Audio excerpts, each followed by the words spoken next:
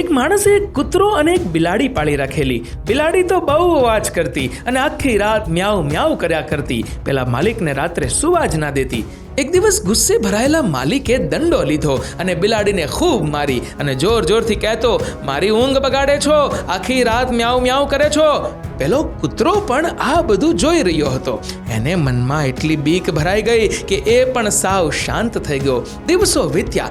એક રાત્રે ઘરમાં ચોર ઘૂસી ગયા અને ઘર સાફ કરી ગયા. માલિકે હવે કૂતરાને ખૂબ માર્યો. કૂતરો સમજી જ ના શક્યો કે બિલાડીના બોલવાથી એની પિટાઈ થઈ ગઈ, તો મને ના બોલવા પાછળ માર્યો શું કામ? માલિકે કહ્યું, તે તને પાળ્યો છે શું કામ? ઘરમાં ચોર આવીને બધું સાફ કરી ગયા અને તું ભોંક્યો કેમ નહીં? જેમ કૂતરાની સામે સવાલ ઊભો થયો કે બોલવામાં ફાયદો છે કે મૂંગા રહેવામાં, આ જ પ્રશ્ન એ માણસની સામે પણ આવી શકે છે જે સમય, સંજોગ અને પરિસ્થિતિ પ્રમાણે ના વિચારી અને પોતાની જે રૂઢિ પ્રમાણે વિચારતો હોય. જે વ્યક્તિ વિવેક બુદ્ધિનો ઉપયોગ ન કરતા દરેક પરિસ્થિતિમાં એક જેવો જ વ્યવહાર કરે, એને આવા દુઃખના દિવસો જોવાનો વારો આવે જ. મિત્રો, તમારો આ વિડીયો વિશે શું કહેવું છે? કમેન્ટ કરજો અને વિડીયો ગમ્યો હોય તો લાઈક કરજો અને શેર પણ.